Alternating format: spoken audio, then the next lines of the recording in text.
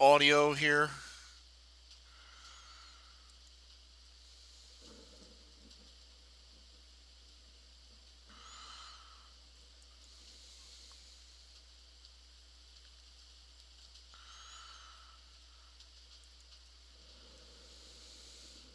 I'm going deaf.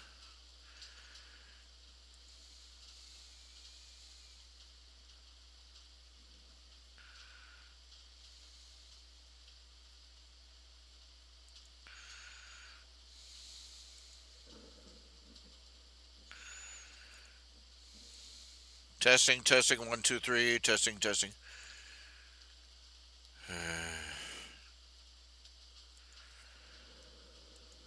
Testing, testing, one, two, three, testing, testing, one, two, three.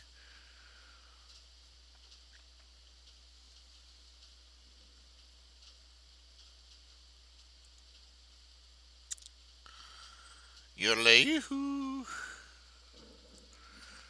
I'm rebooting Minicam.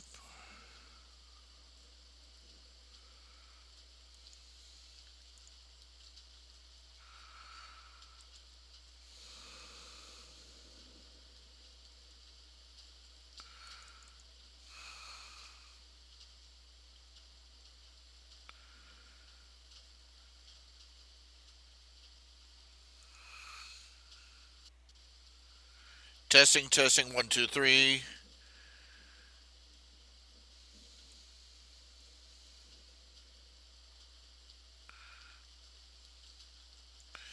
Testing, testing, one, two, three. Testing, testing, one, two, three.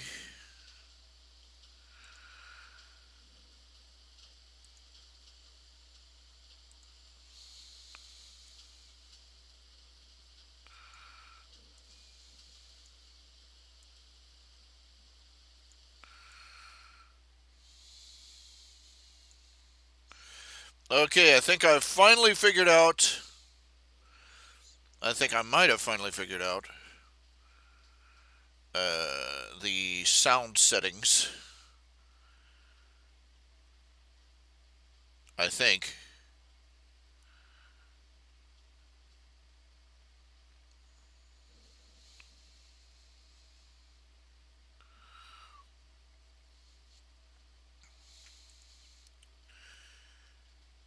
Okay. It is 7:24 p.m. and once again I have managed to wrangle my computer into playing audio more or less properly. I swear that this is it's just you know.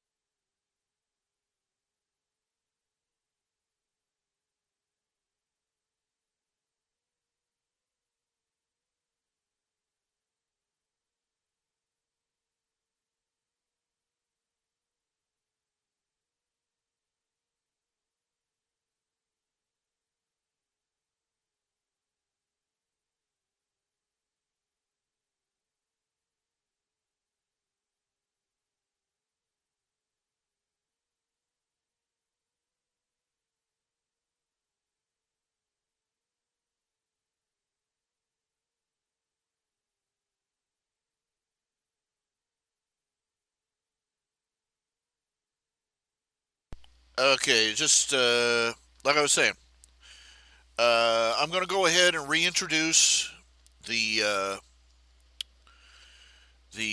cameo commissions for any of the strips, except Nip and except for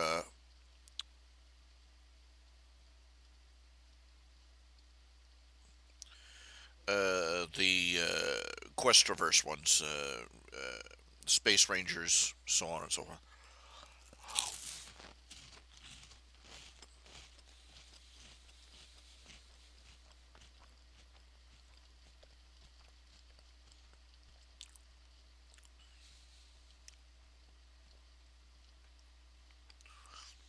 Okay, okay. Let's start this now. Okay, let's start this year off good.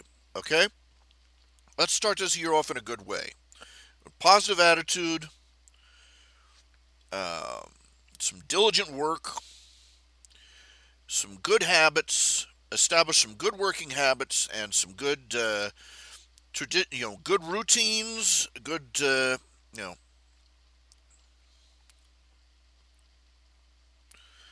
Can you hear me now? Yeah, you can hear me now.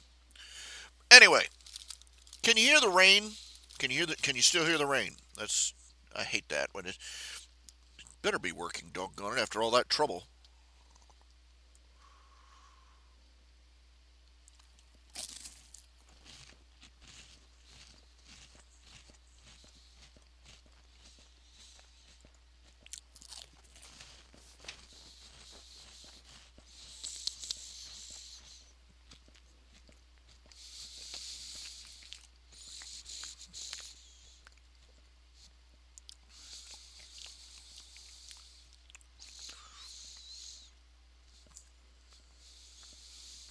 you can't hear the rain.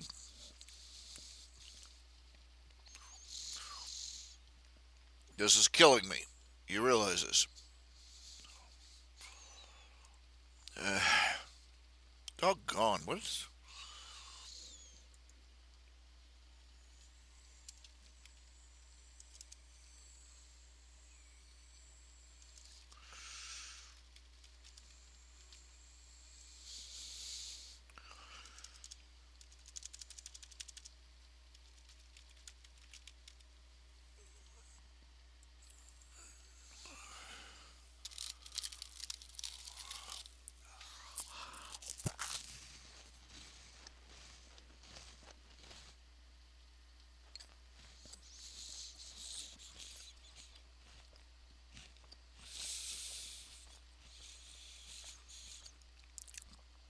The Panther is just an OC that just a character that random character that the Jam uh, wanted included.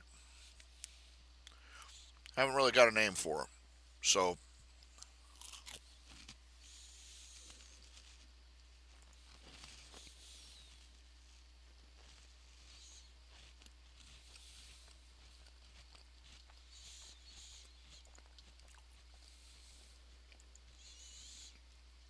testing, testing, testing, testing.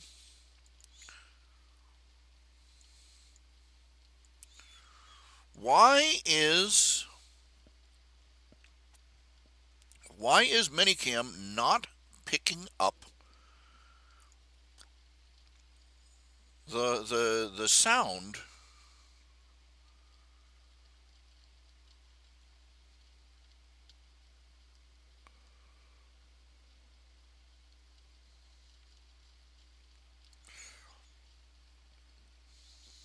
Now, according to this, it is, but it's not.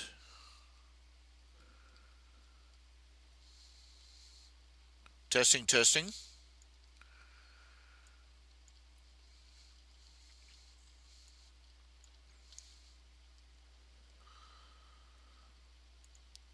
It's just I don't know. It might be working. It might not be working. I don't know.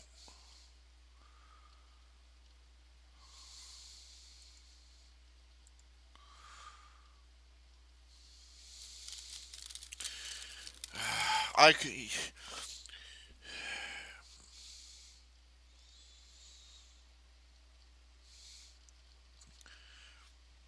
Can you hear the rain now?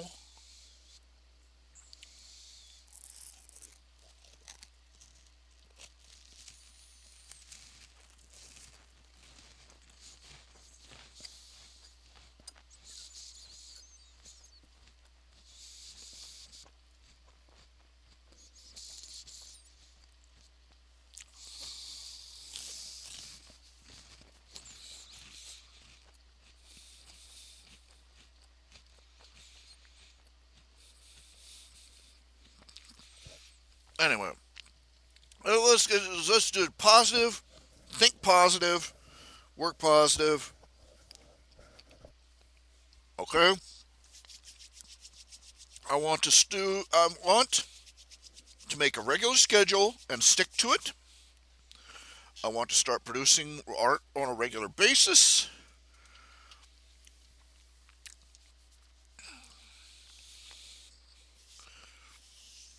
It's a matter of self control. You still can't hear the rain. I can hear the rain. I can hear the rain. You can't. And I don't know why. And it's killing me.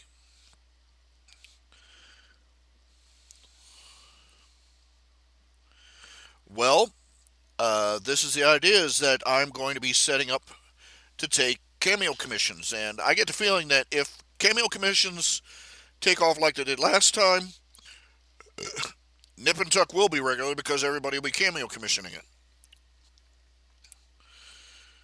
it. The reason I did so many different comic strips is because I thought that if I had more comic strips, if I ever was hard up for an idea for one, I would have an idea for another. It's not working out that way. It isn't. It never did. Instead, I just ended up with instead of just having a writer's block, I had a writer's log jam.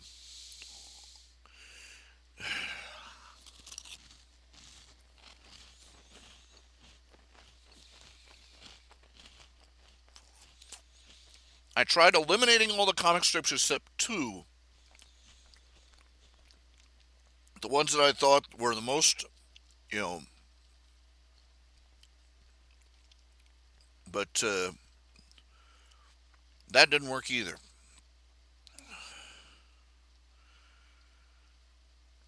Some days it's like trying to squeeze blood out of a turnip sometimes.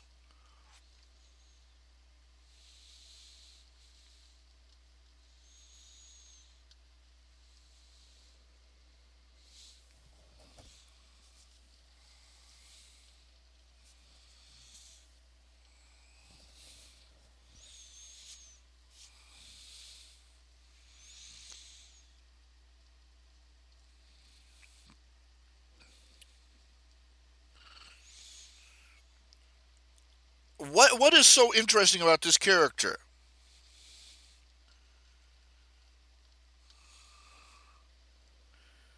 I find this interesting, Net Fox, that you find this Pantherist character such a rich and deeply developed, interesting character. She has had, let's see, one line.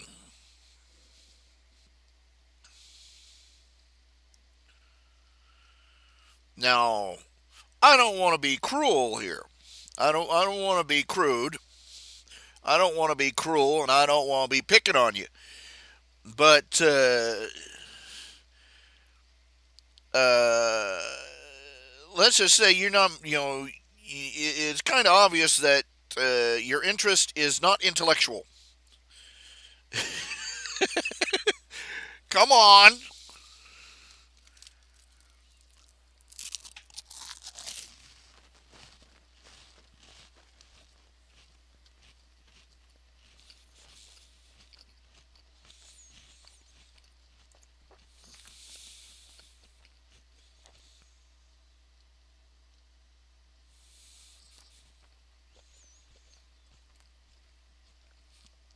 This audio thing is broken. I have no idea how to fix it.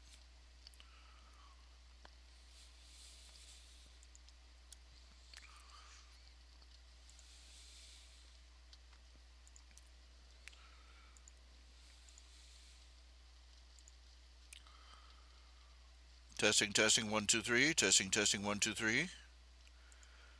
Testing, testing. I'm Henry the Eighth, I am.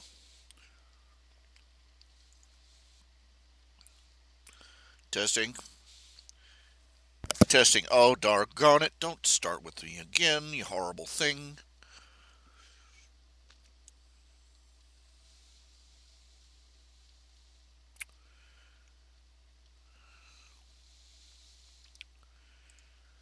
Let's see here.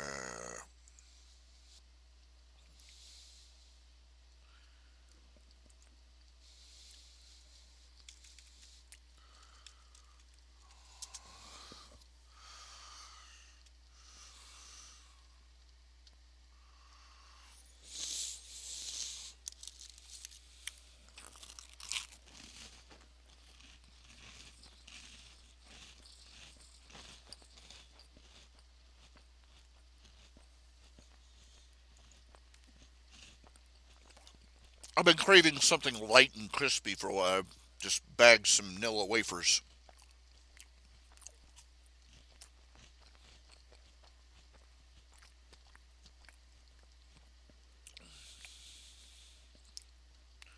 You know, those ones that are like air and frosting, light crispy crunch.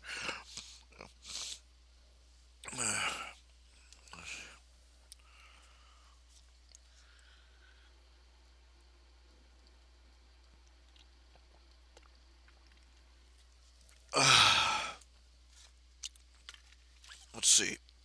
Oh, tools. Reports, money, activities, summary.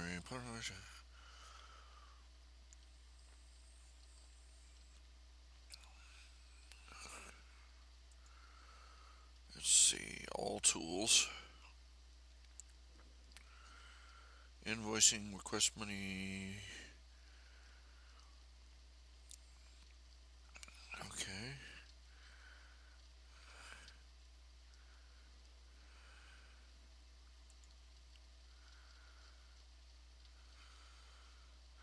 PayPal buttons.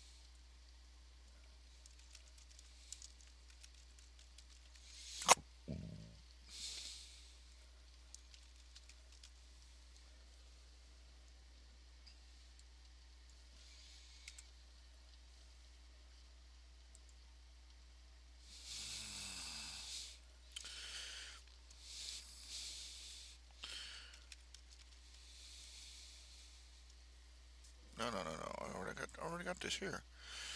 Okay, let's see here.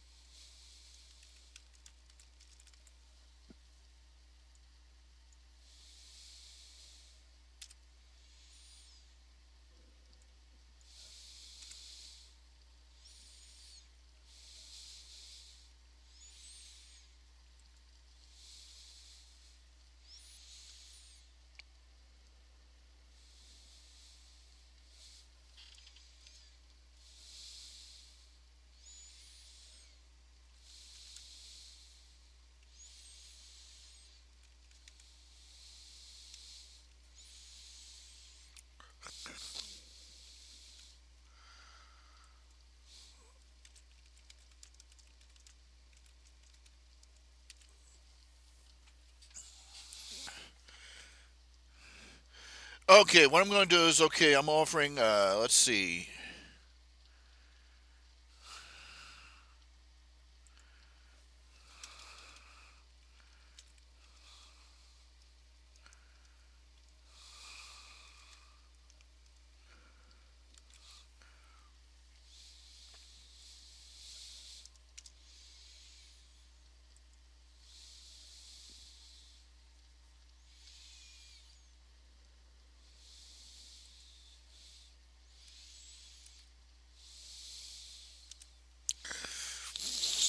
Okay,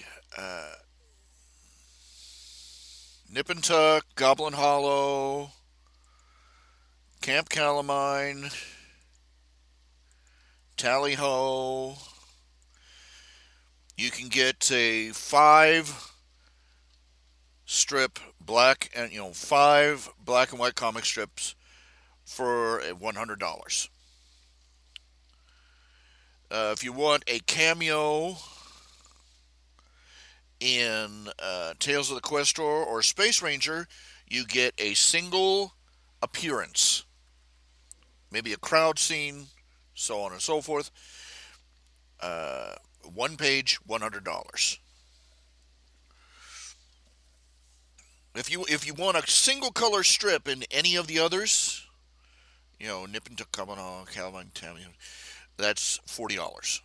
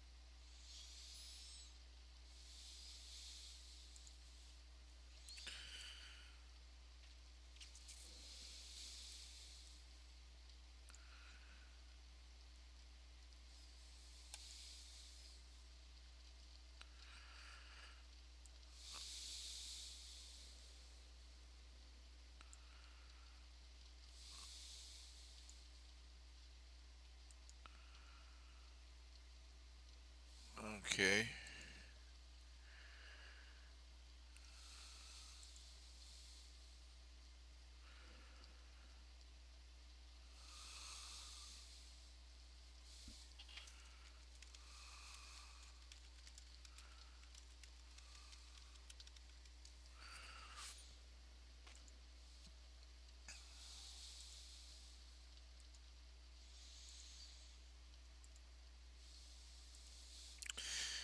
Posting this on the main page.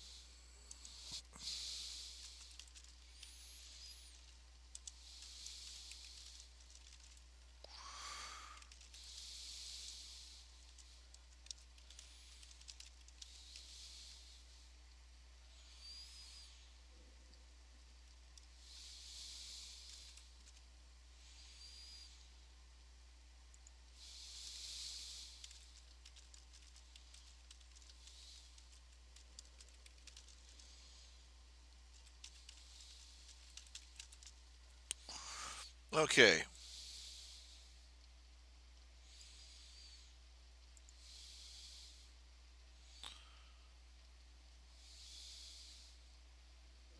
Whoops.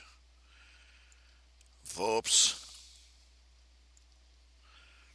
It was in the blog. It went in the blog. Did it go in the blog? It went in the blog.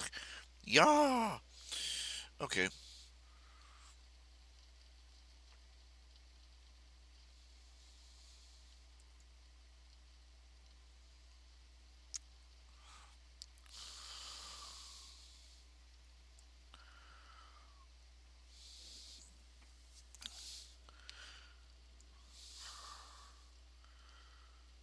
Okay. And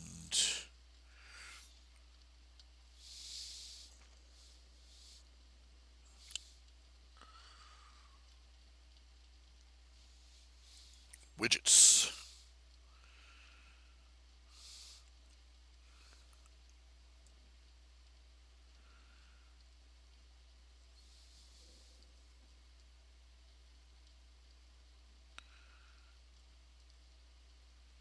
Now, how do you do this? I forget.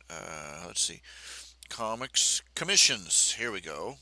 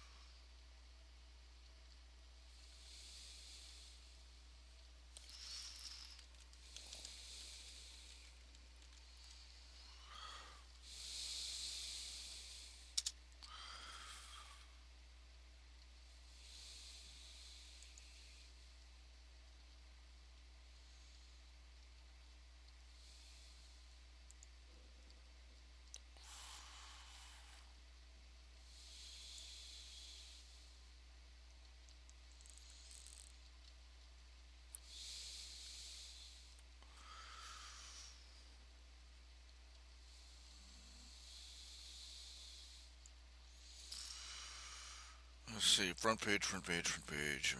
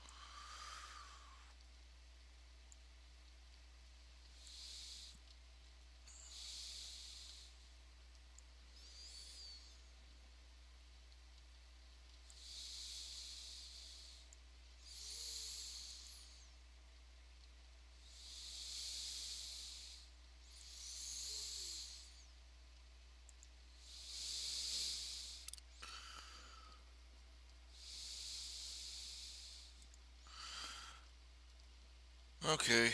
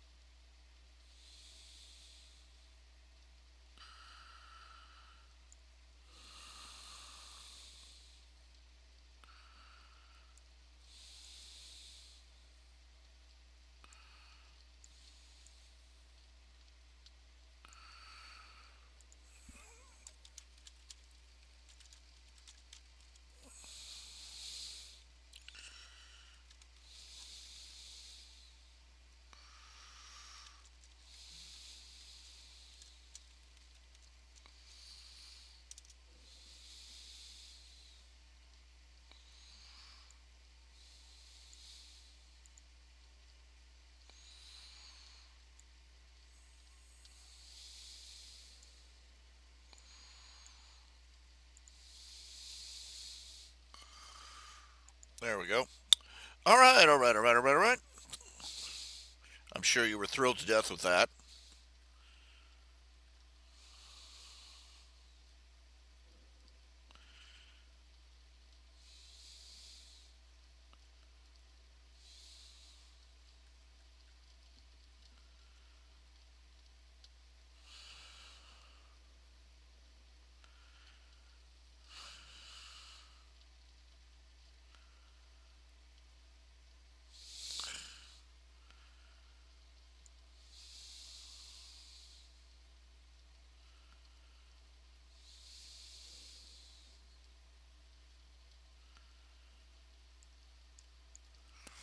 I hate to. Elmira Duff versus Mary Melody.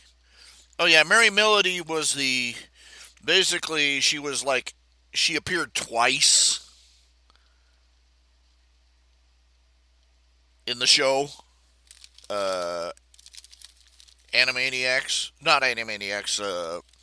Tiny Toon Adventures. Let's face it. Let's be honest. They Mary Melody was a one. She was less than a. Her name was her only joke. Oh, get it? She's a Mary. Her name's Mary Melody, and she's on the Mary Melodies. Yes, you can only go so far with that. And she was a token character. She was obviously a token character.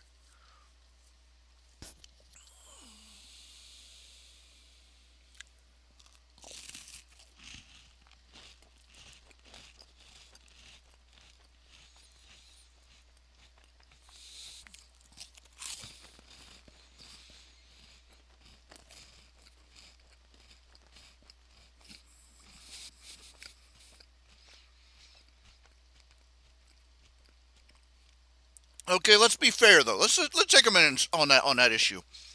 Um, let's be fair. If they don't have a a dark skinned character of some sort, you can't win. If you don't have a dark skinned character of some sort, it's racism. You're a racist. You're a racist. But the instant if you do include a dark skinned character, it's tokenism. It's pandering. It's blah blah blah blah blah. So you can't really win.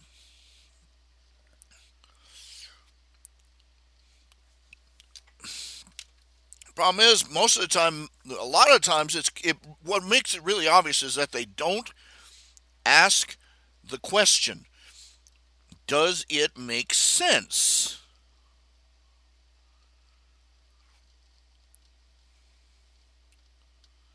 for there to be a minority character in this situation?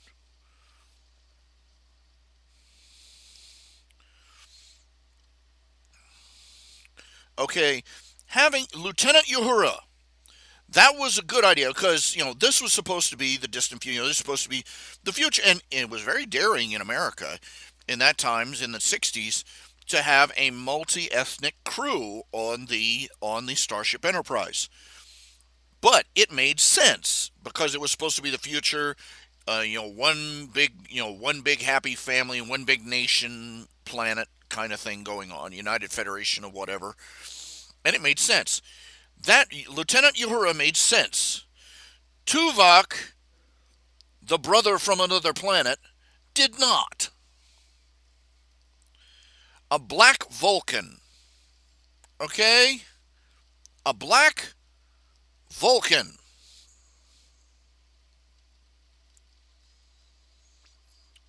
They bleed green, okay? That's as exotic as Then there's no point in trying to parallel them anymore with humanity.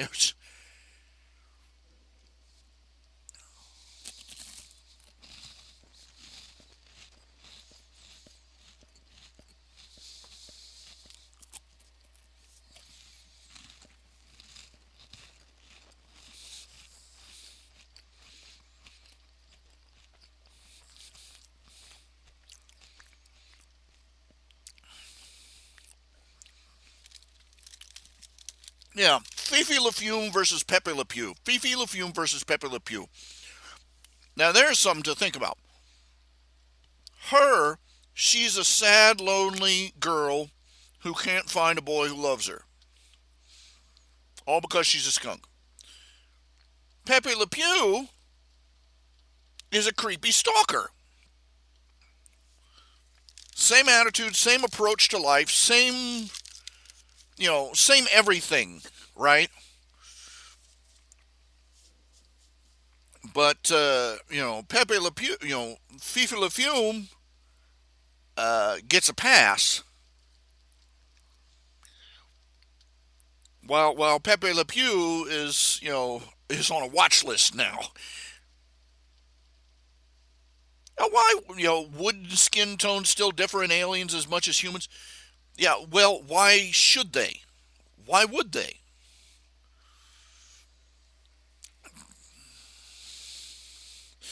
But Fifi Le Fume, let's be fair here with Fifi Le Fume and Pepe Le Pew. Uh, it's interesting. It's interesting as you get older, and some of these old jokes is like, dude, not funny. You know what's really creepy? The very first Pepe Le Pew, the very first Pepe Le Pew cartoon,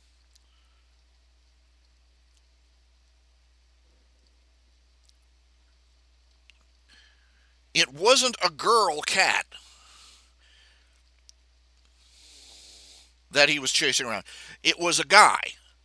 It was a male cat that got a stripe, and Pepe Le Pew was so stupid he couldn't tell it wasn't a girl. But the real kicker was at the end of the cartoon when it turned out that Pepe Le Pew's accent was fake and that he was married and had two kids, and his wife was there waiting for him with a rolling pin.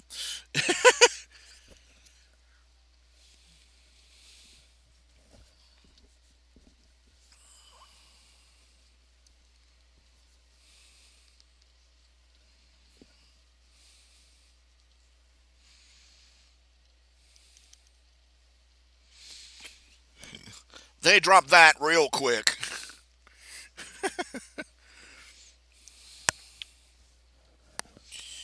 But yeah.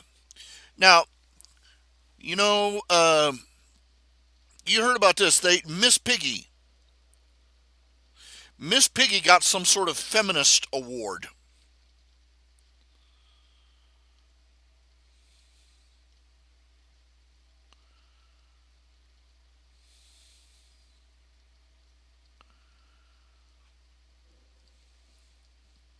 Okay, Miss Piggy. You know how that got all started? Because in the new Muppets show, Kermit and Piggy have finally broken up, and Kermit has a new girlfriend. She's thinner. She's a pig, but she's thinner. She's prettier, and she's nicer to him. And so the feminists came in and they gave Miss Piggy a feminist achievement award. Just conveniently forgetting all those decades of her just smacking him around, like a drunk trailer trash.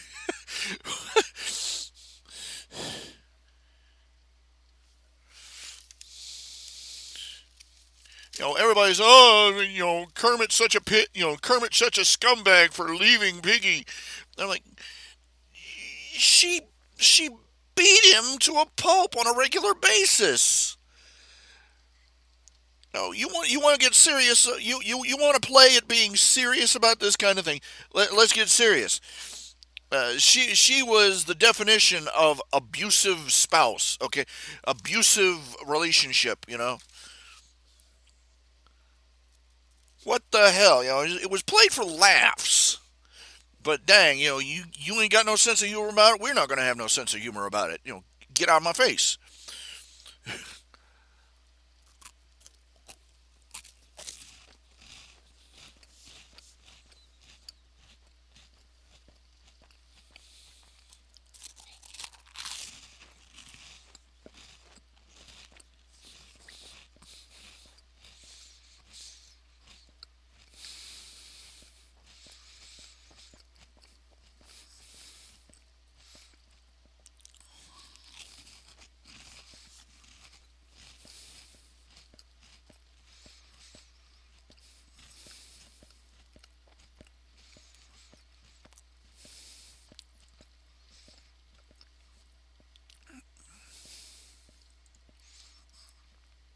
Still can't hear the rain, huh? Oh well, that's life.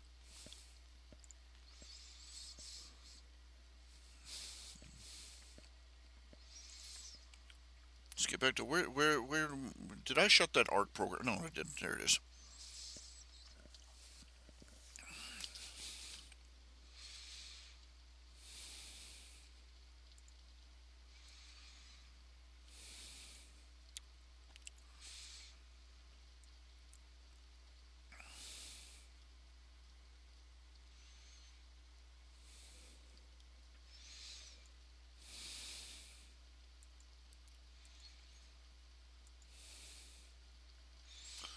Merlin Jones, a scrambled egghead.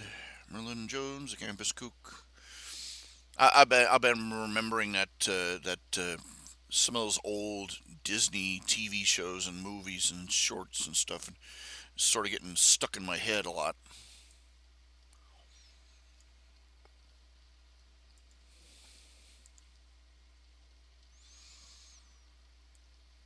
She loves the monkey's uncle. Yeah, yeah. Monkey's uncle. She wants to be the monkey's aunt.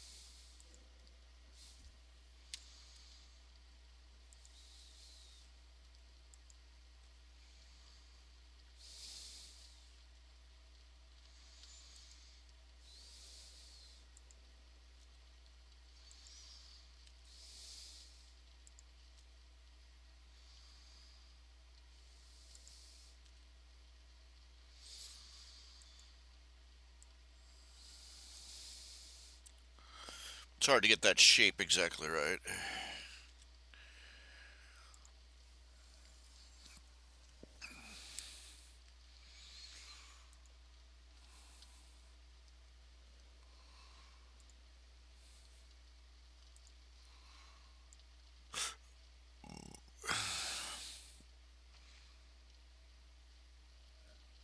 Let's see.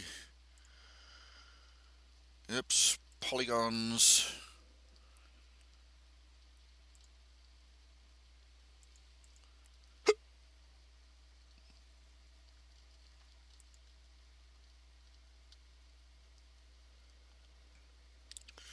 Oh, actually seven. How about that?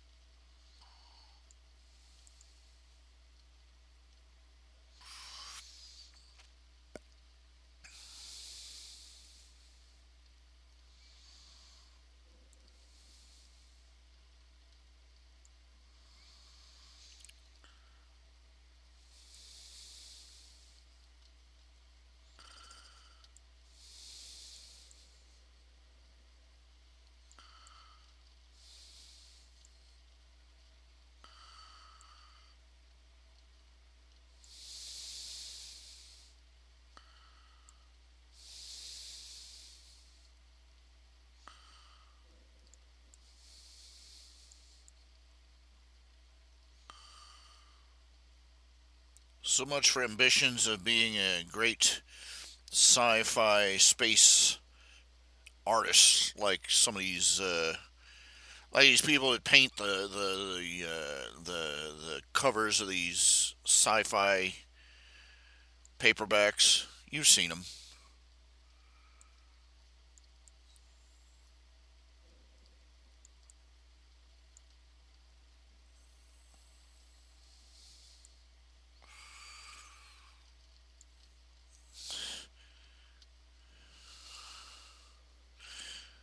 You ever really just step back and look at some of those pictures, though?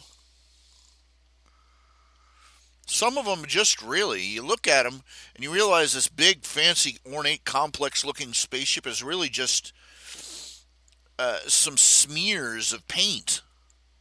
Literally, just random smears of paint that he went back over, that the artist went back over with, and added little details.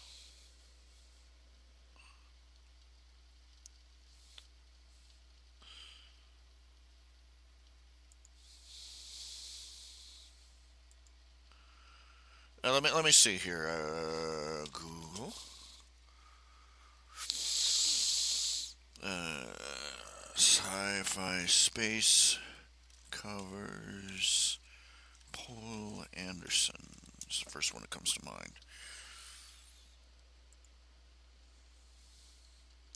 Let's see if I can find an example.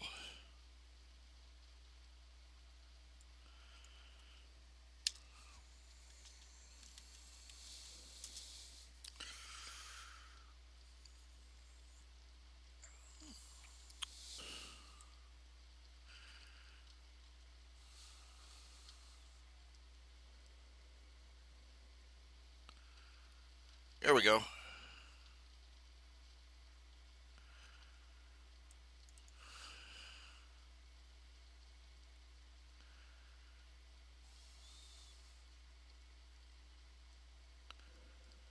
John Burke.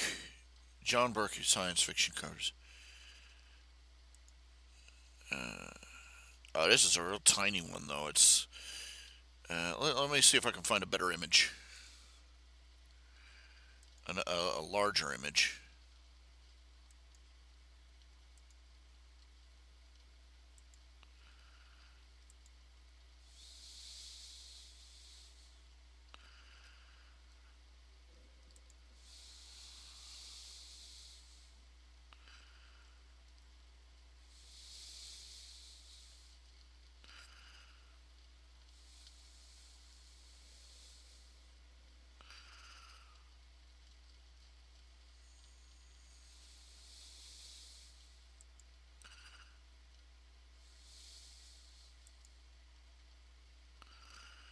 No, I wasn't supposed to. I didn't want to do that.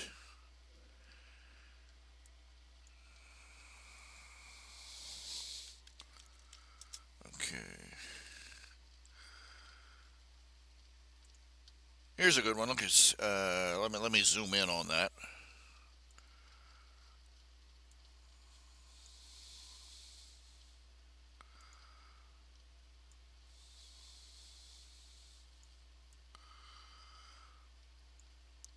Look at all that detail. Isn't that cool looking at first?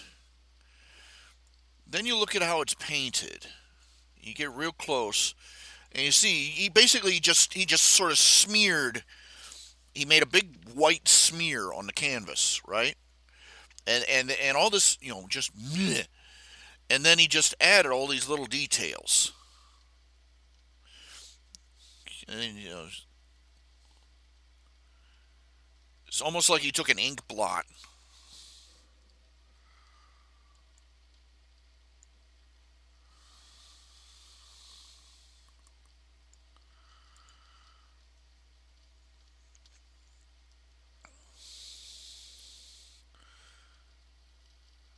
Here's a good one.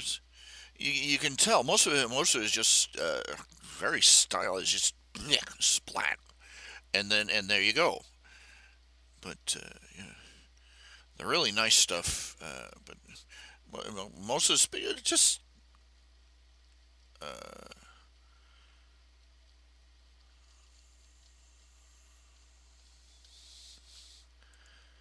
You know what I'm saying here, though.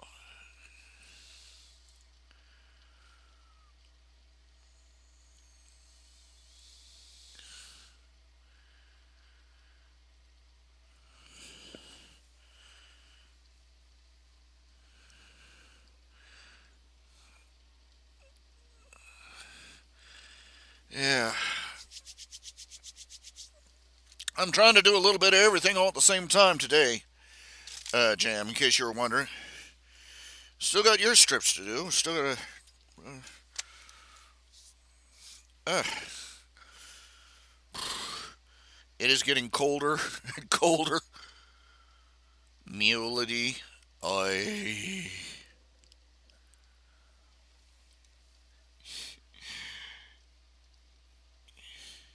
Your name suggestion is bad and you should feel bad. That wasn't right. Mulity. Mulity.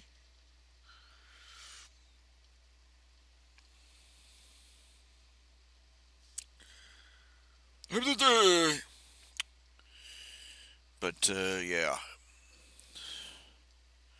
Okay, it's a new year. You know, the old turning over a new leaf thing.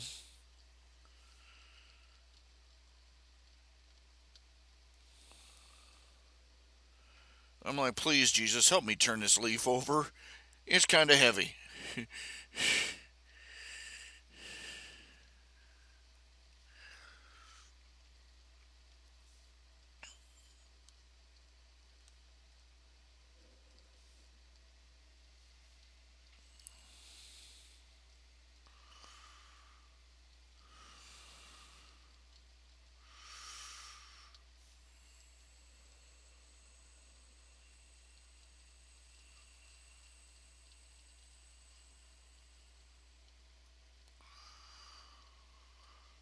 This is what it's come to. This is my spaceships, geometric shapes.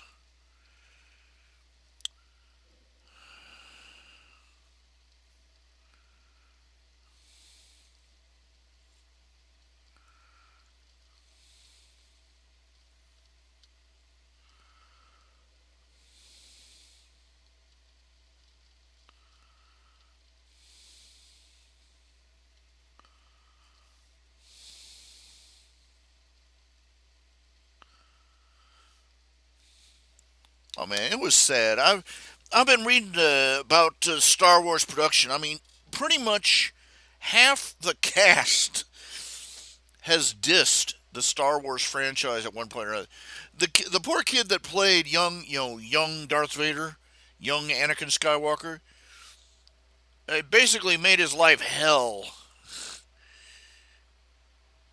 He was bullied and teased constantly. I mean, clear up into college. It's hard to believe he's already been through college. Goodness. But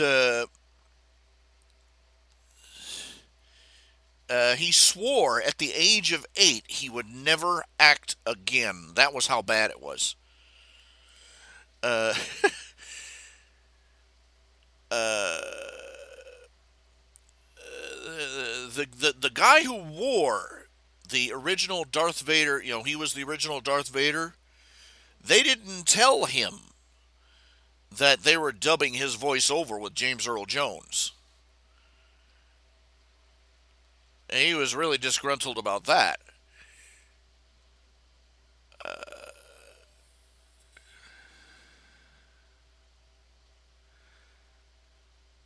The guy who played Obi-Wan Kenobi hated the role. He said it was terrible.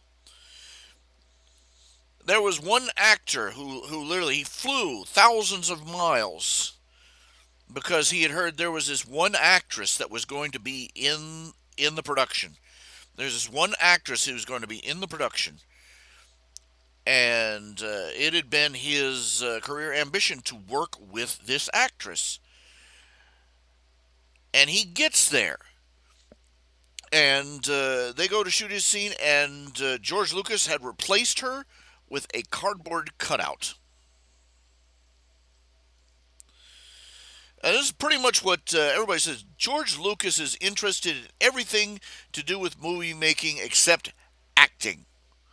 He wants to play with all the shiny toys, the special effects, the cinematography. But he's absolute pants when it comes to acting.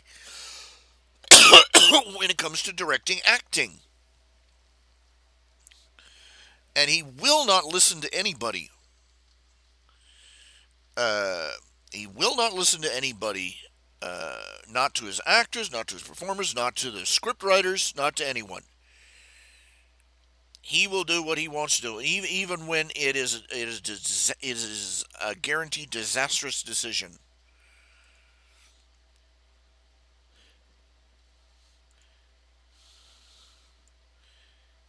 George Lucas is a terrible director.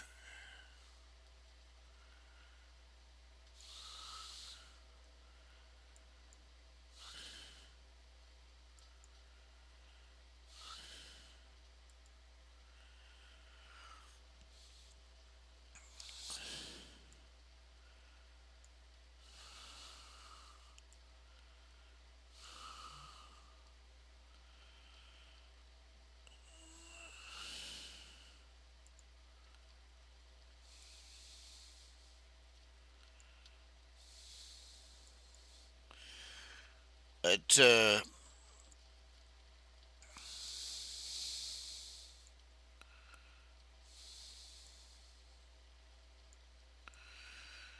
and this is the reason that his most of his best.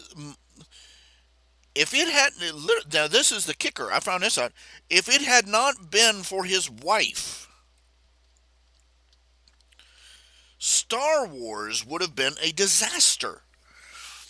They listed off the things. His wife basically came in. She was the editor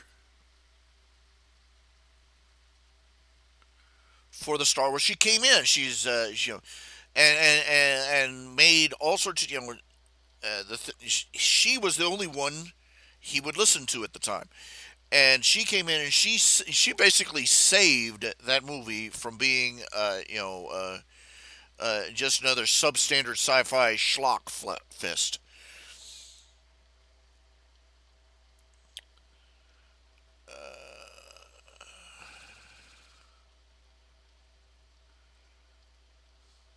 Among other things, it was originally well, for example, in the run on the the trench run. You remember at the end of the movie, the trench run where they would launch those missiles down that exhaust pipe.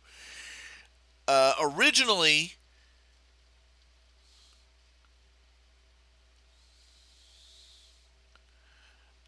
Lucas wanted Darth Vader to swing in early, like 5 minutes earlier, and take a pot shot at Luke, and then get shot out of the sky by Han Solo. He was going to have Luke do 3 runs, and basically 3 runs down that trench, and everybody was supposed to sit there after all the action was done, sitting there watching him run down it, miss, run down it, miss, run down. Oh, there we go. And no sense of tension at all. He just he would have managed to bore the crap out of people with the most climatic scene of his movie. And it was her that came in and said, "No, maybe you ought to have Darth Vader tailing him right up to the last second, just for suspense." He's like, "Oh, yeah, yeah, yeah, yeah, that's smart," and he moved it. He changed it over to the way it is.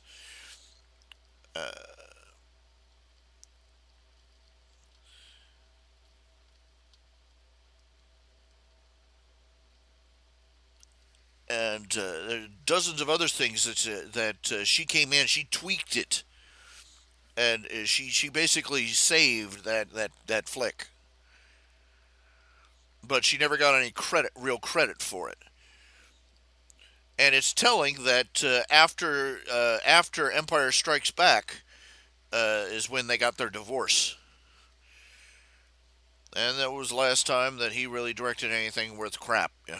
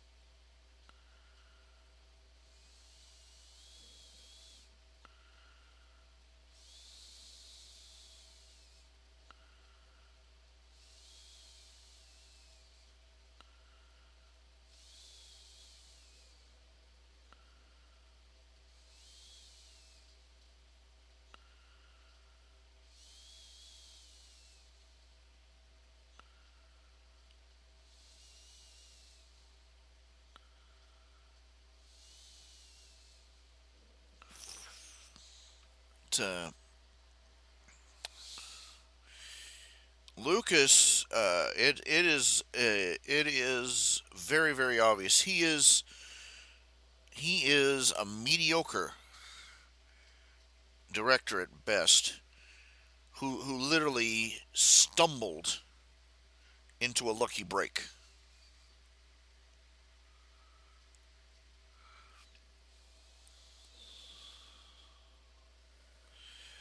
And he has been milking that lucky break ever since.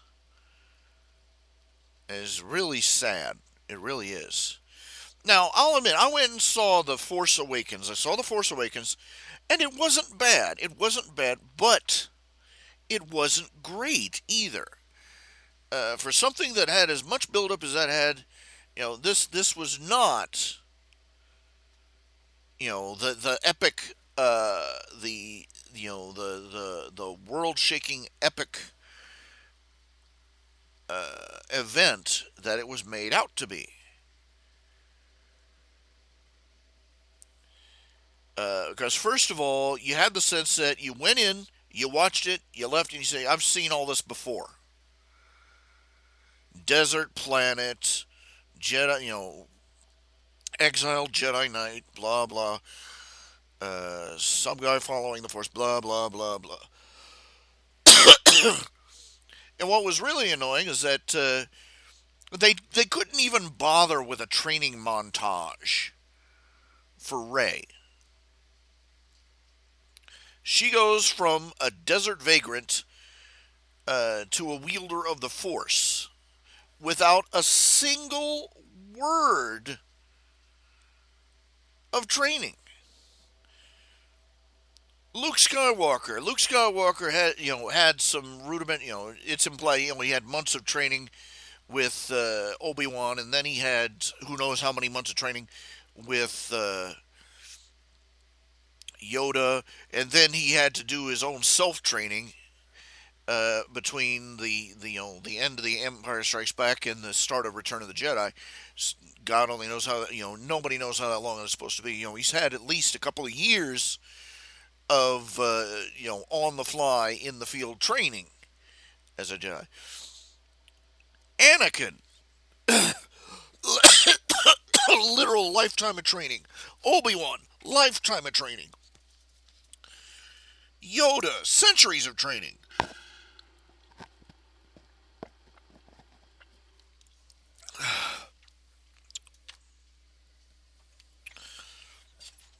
The new villain, the new Darth Vader stand-in, lifetime of training. First as a Jedi, then as a Sith. She comes along and she picks up the lightsaber, and the next thing she knows, she is holding her own in a lightsaber duel with the Sith Lord that wiped out the new Jedi Order. I'm like, oh crap. It's the girl power disease. I mean, come on. It's like it wasn't even like they were trying to be, girl power, blah, blah, feminism, blah blah blah. It's like they were too lazy. They were too bored and lazy to bother with a training montage or having an actual mentor, or having her find a book, Jedi Tricks for Dummies.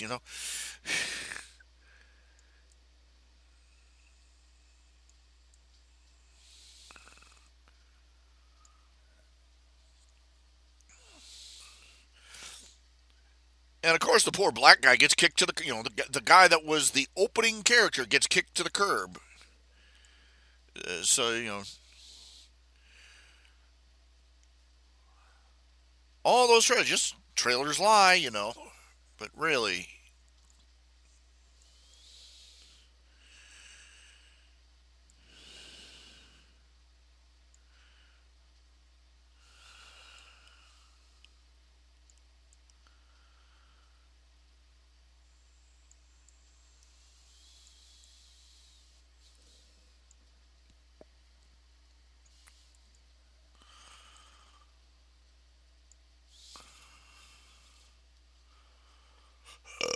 pardon.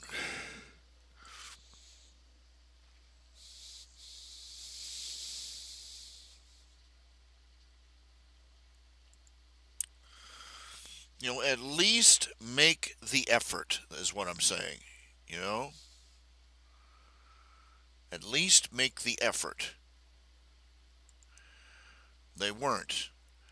I mean, they were so lazy that they didn't even come up with a new variation on the threat. The epic threat to the galaxy. What is it? It's another big freaking gun.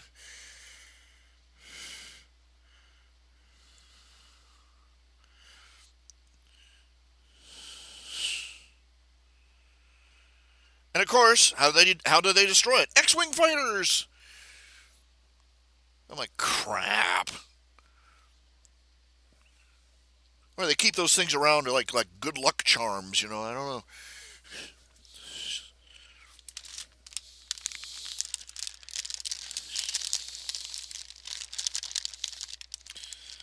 Like Death Star repellent.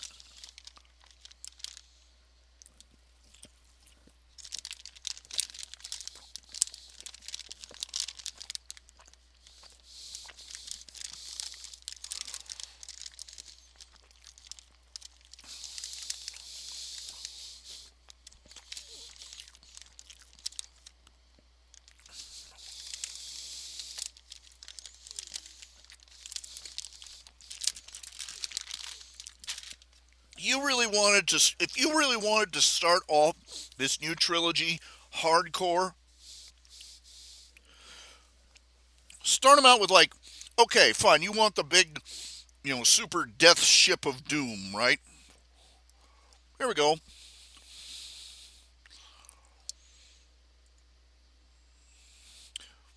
Great, fine. We'll do that. We'll have another Death Star, right? And we'll have the epic battle and thousands of ships, flinging themselves at this thing to destroy it. And dun dun dun, dun boom, it blows up. And then we pan over and see that the new order has a fleet of these sons of bitches.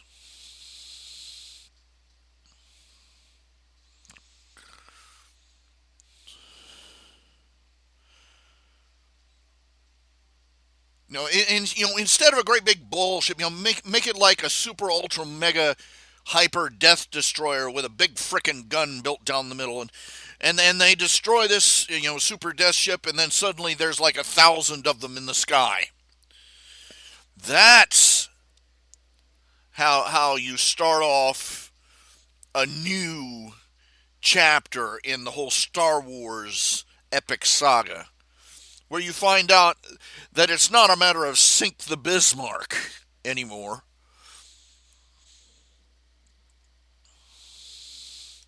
but that there is a whole freaking fleet of these suckers. And it isn't going to be Luke Skywalker and his little X-Wing fighter that's going to save the day this time.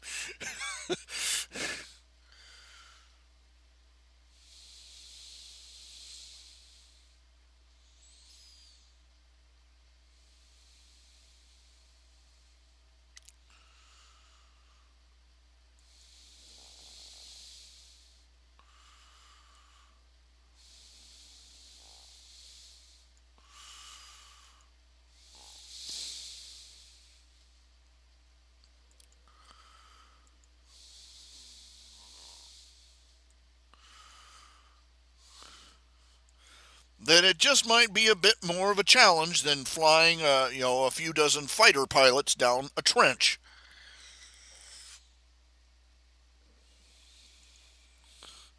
Just an idea.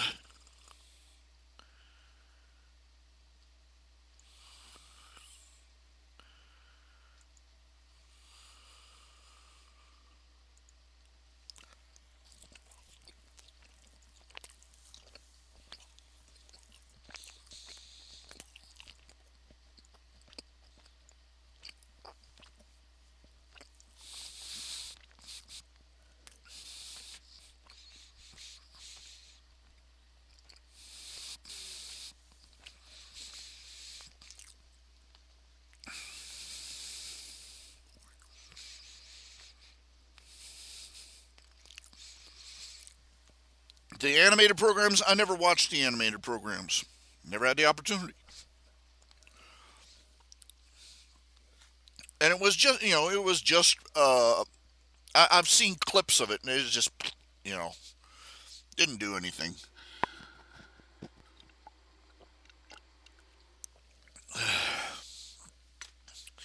Those things, they weren't Star Wars Christmas special awful, but they weren't exactly inspiring.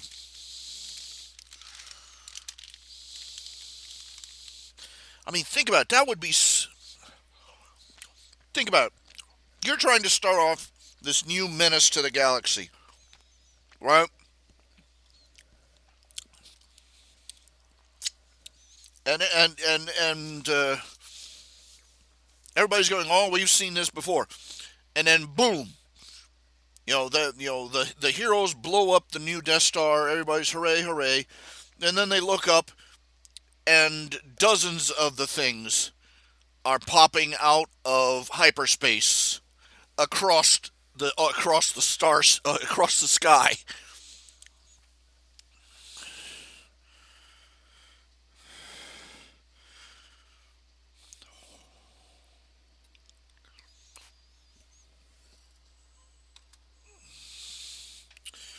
I'm liking the fact that in the expanded universe there are more than just the Jedi and the Sith.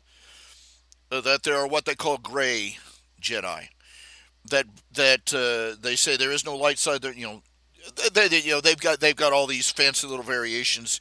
You've got they've got light side Jedi who use dark force powers, and then they've got Jedi who are middle of the way and say there is no good, there is no good, and then they have the but it boils down to the fact that there's more to it than just the Sith or the Jedi.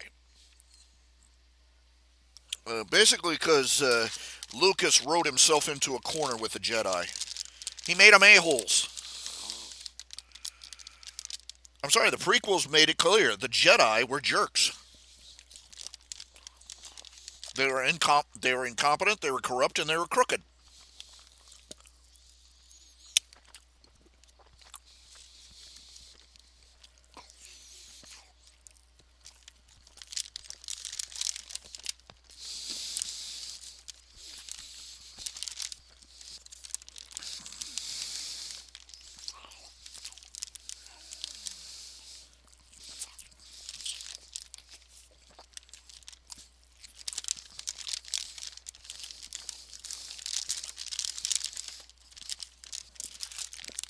As one columnist put it this way.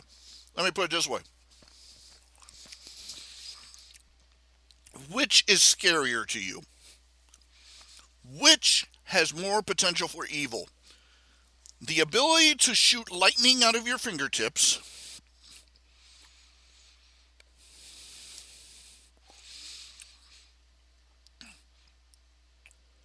or a dude with mind control powers, or dudes with mind control powers who spend all their time hanging around the heads of state.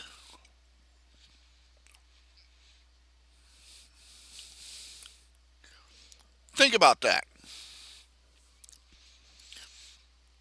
These noble good Jedi, they think nothing of kidnapping children and indoctrinating them into their religious order. They also thought absolutely nothing about using clones, armies of clones, as cannon fodder.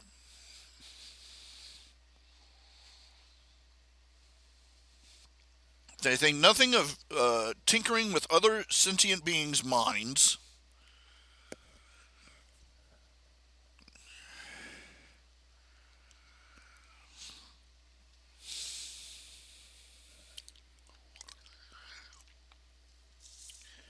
And when they suspect the leader, they didn't even have any proof, just the word of one mentally disturbed member of their order that the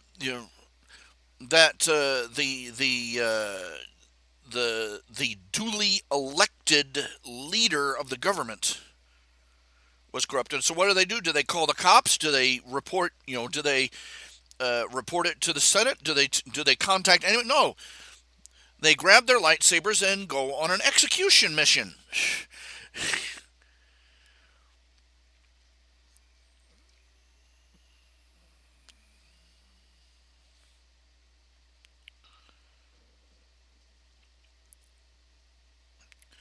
And it's really said that thanks to pretty much every single word that came out of Obi-Wan's mouth was an outright lie from the moment he appeared on screen in Star Wars. Thanks to the prequels, literally everything he ever said was a lie. The first thing out of his mouth, he says, Luke Skywalker shows up. This R2 unit says he belongs to you. And Obi-Wan looks right at him, looks at a robot that hung around him for the entirety of the Clone Wars and says, "I don't remember owning a robot."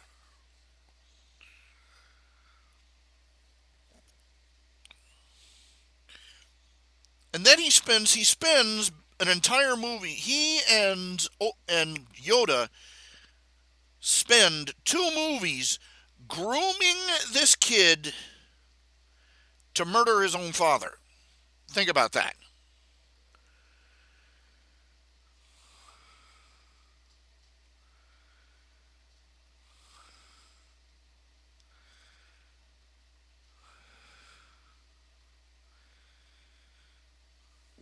The thing of it is, he wasn't.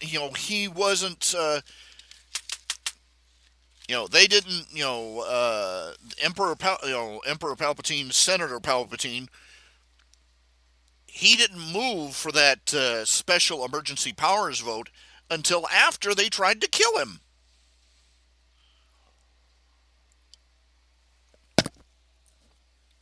There's no denying that the Sith did evil things. My word. But the Jedi are getting a whitewash here.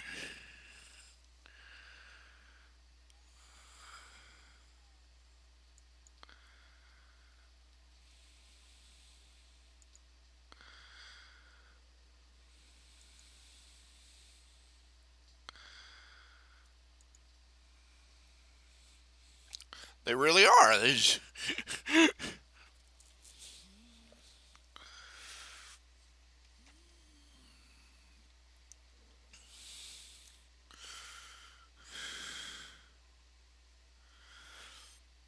Think about it.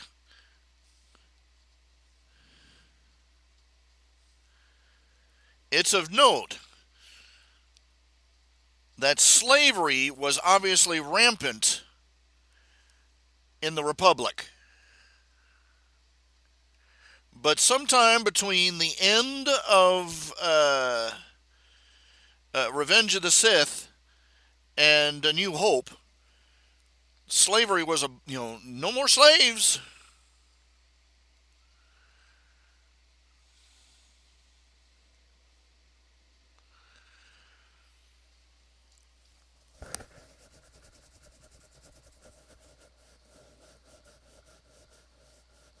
So you can't fault them on how on their leadership. All the you look at these movies, and up until the moment they blow up Alderaan, all the villainy and all the evil deeds that the Empire has supposedly done are informed. You know, the you just take the rebels' word at it.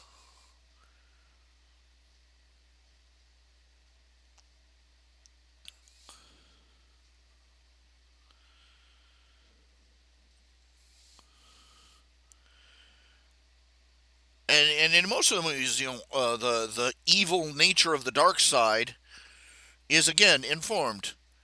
Are they evil because they fell to the dark side, or did they fall to the dark side because they're evil, or is it just a correlation without causation? Is it just happen that evil people don't have time to waste on a less effective system?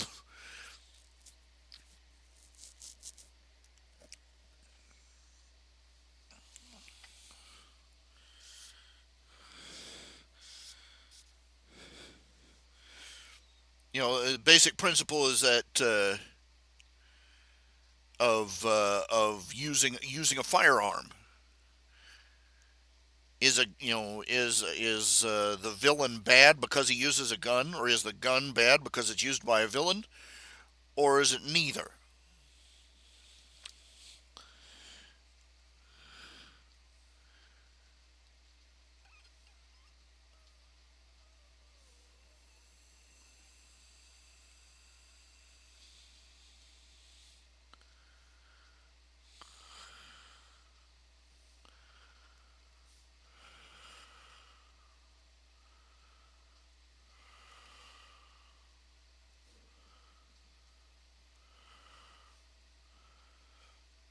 And is there fear and loathing of the dark side due to that same mentality? Oh, only evil people use guns.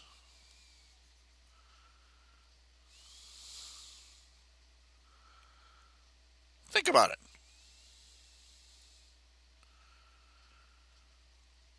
And again, which is more evil? Throwing lightning from your fingertips?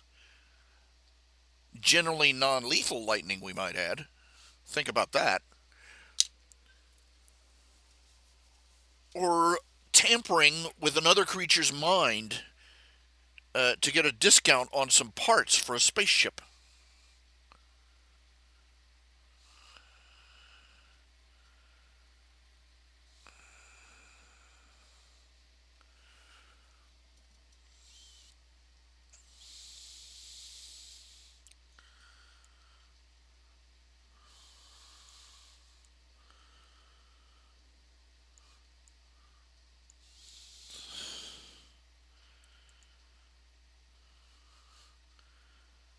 Of course, let's be fair here. Uh, the Jedi are written by somebody in a Hollywood type, and quite frankly, people in Hollywood, generally speaking, suffer from moral myopia, a lack of perspective, a lack of uh, moral and ethical constancy and understanding.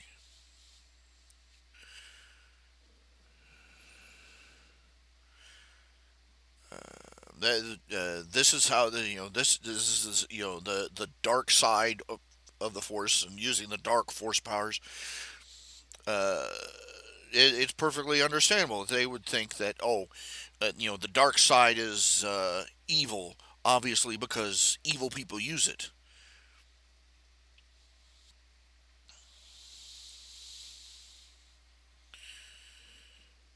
Now, In the same way they think that guns are evil because evil people will use guns to do evil things.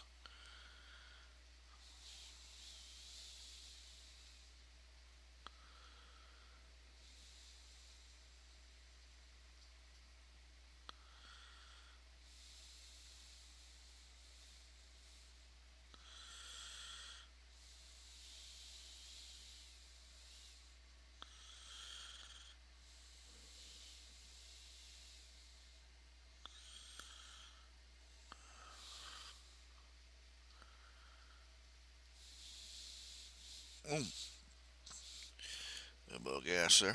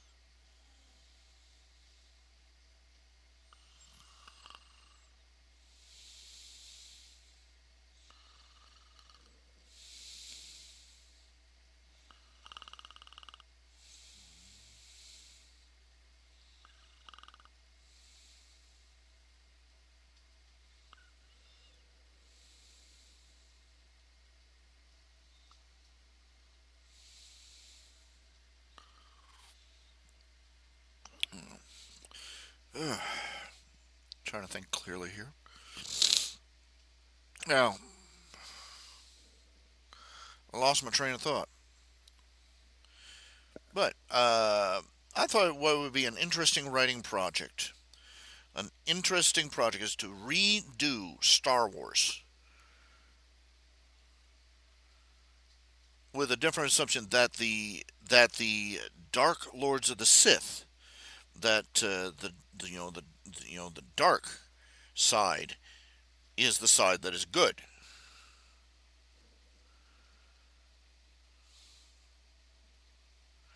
That the light side represents this cold, utilitarian, unfeeling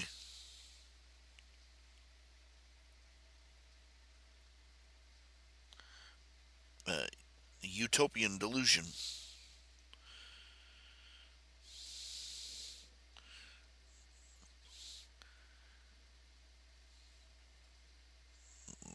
Really, goodness. And where the dark side represents the emotions, the passions, including the uh, more divine ones, the higher ones, such as loyalty and love and courage and simple, the simple exhilaration of living.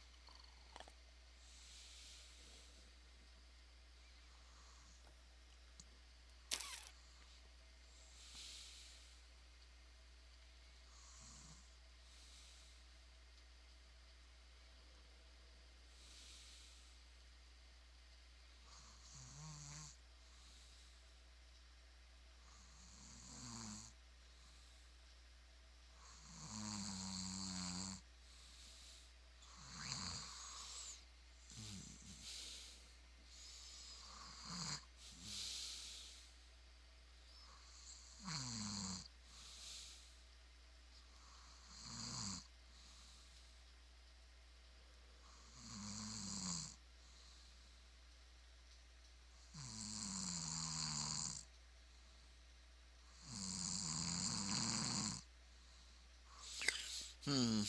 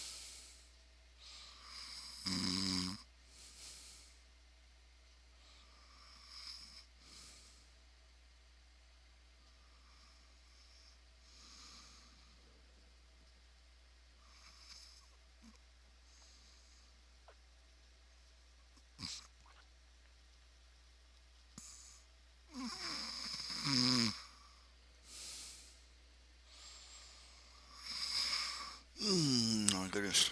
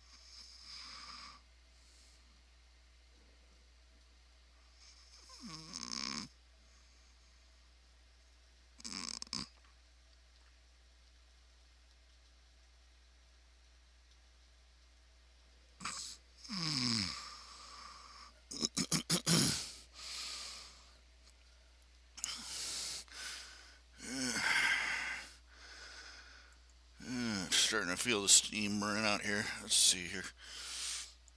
A little bit of that background done.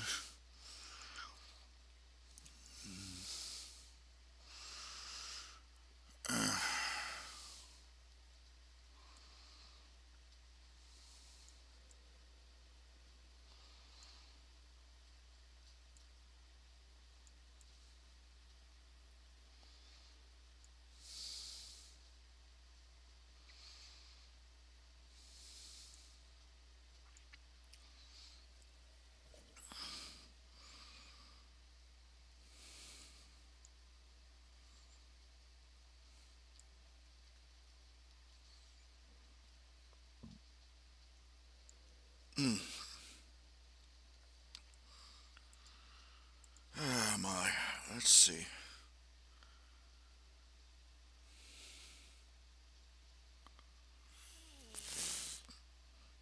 Now, there's two ways to take that whole Yoda statement about the Sith having only one master and apprentice.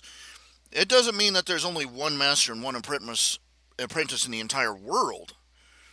It could mean that they always go two by two.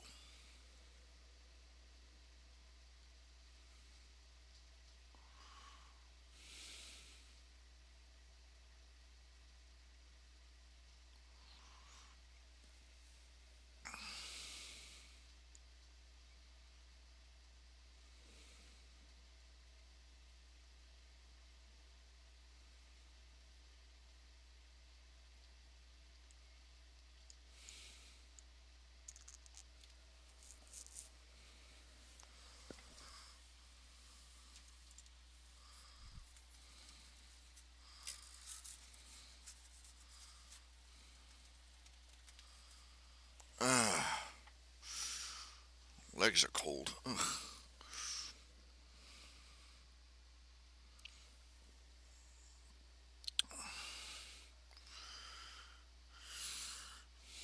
Yeah, but look, he had to have. That's what they think. But I submit to you that while Darth Maul was running out, he had to have Count Dooku, and at least one other floating around, waiting in the wings. Darth Maul was his protege, and then Dooku was his protege. But you got to figure they were both the same age. So, no way they could have. He could have trained up a new apprentice that fast. So that one on one, that always two thing made. He may have just been referring to the fact that where there's an apprentice, there's a master.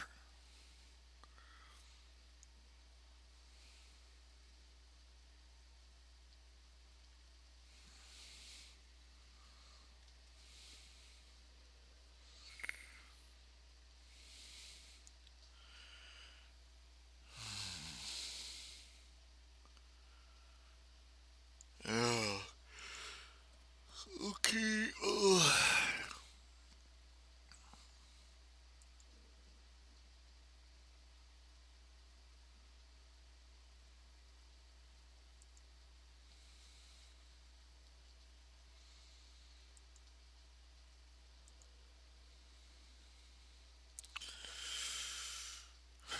Okay, it is 9 o'clock, and I am dozing off in my seat. Okay, we'll pick up again tomorrow.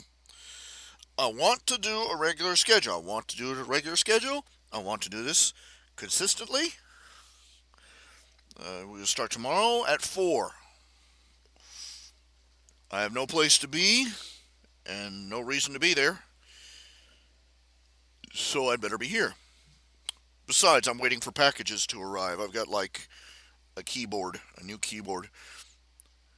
The one I have is the one I current keyboard is kind of manky. Keys are sticking and stuff. So, waiting for my keyboard to arrive.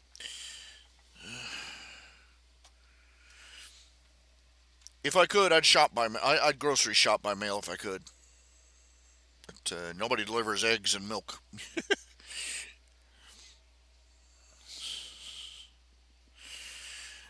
All right. I will see you all tomorrow night at 4. Thank you all very much for tuning in. Thank you all for your support and your readership and your purchase and your commissions and all the other things that you've done that make me such a happy camper. I should be having a new chapter of the Great Alicorn Hunt done in another day or so. Should be up in another day or so. So be on the lookout for that. It'll be on Archive of Our Own, not on Film Fiction. Film Fiction, you know, people, it's breaking my heart here. The day I went online to finally delete all my stories, all Film Fiction, everybody was like, "Oh no, don't leave, don't leave." All these people coming out of the way, and I was getting new readers to boot at about that time. People were, favoriting and signing up and subscribing, and I'm like, "Oh crap," you know. if there was some way for me to make some cash from these stories, I probably wouldn't be as in as bad a mess as I am. That's what it is. But you have no idea how much I wish I could make some cash off those stories with a clean conscience. Uh, I can always say if you like my writing, throw some money in the hat. But you know,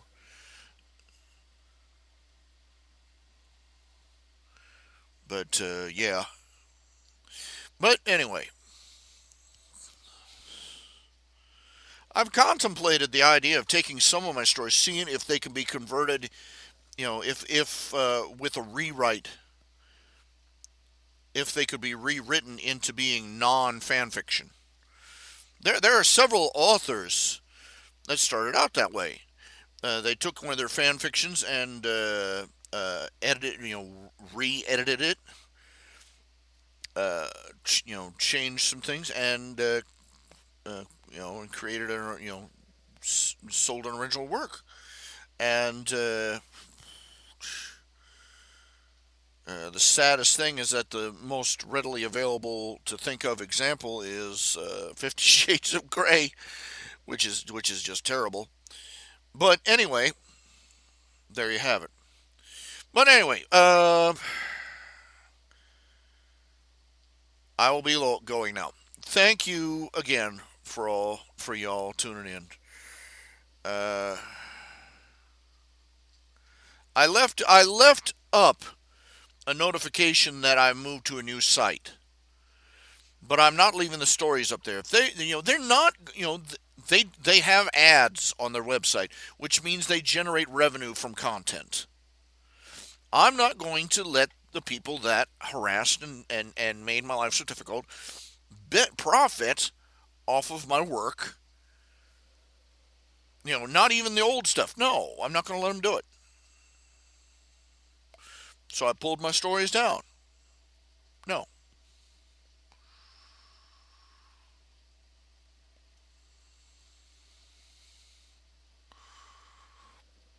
they can earn their own money for a change.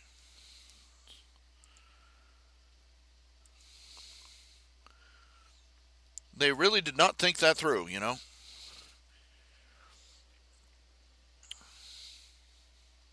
I know I'm not an easy person to get along with. I also know that the things I believe and I know to be true are not very popular, especially not right now.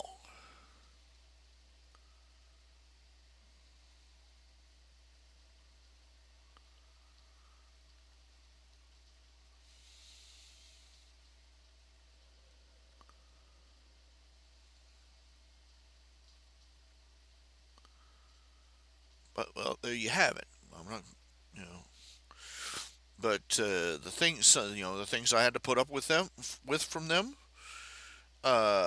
First of all, it was bad enough when it was just the people writing in the comments, just these nasty little people uh, harassing me. But then the admins started getting in on the act, and I'm not going to stick around and wait for it to get any worse.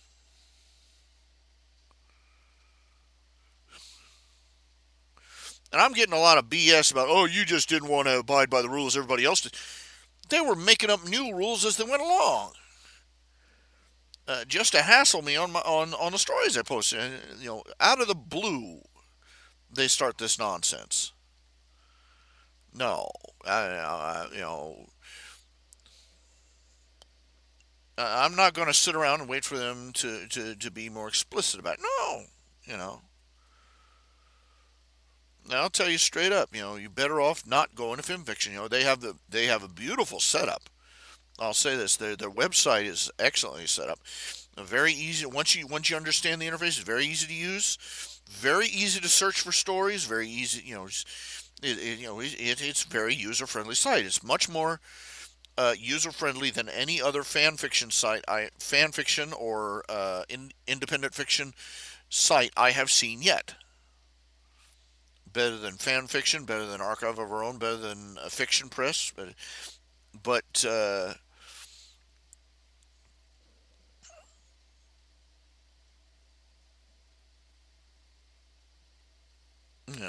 they put up with things that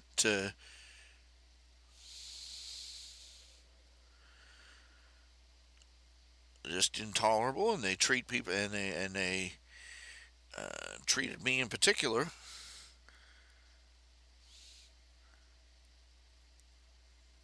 like something rancid. I'm not in the mood for that. I'm not.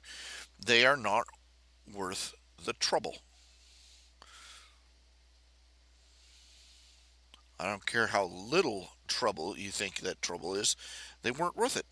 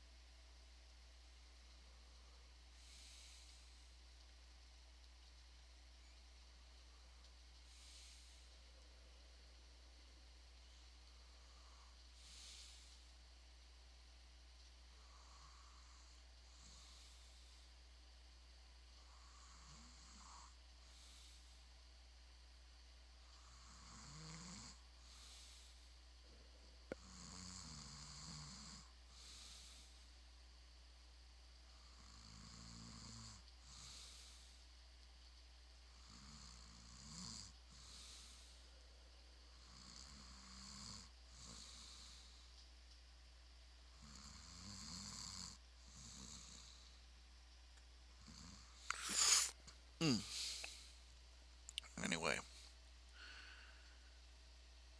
yeah. Well, this is it. I'll call you. I'll see you tomorrow.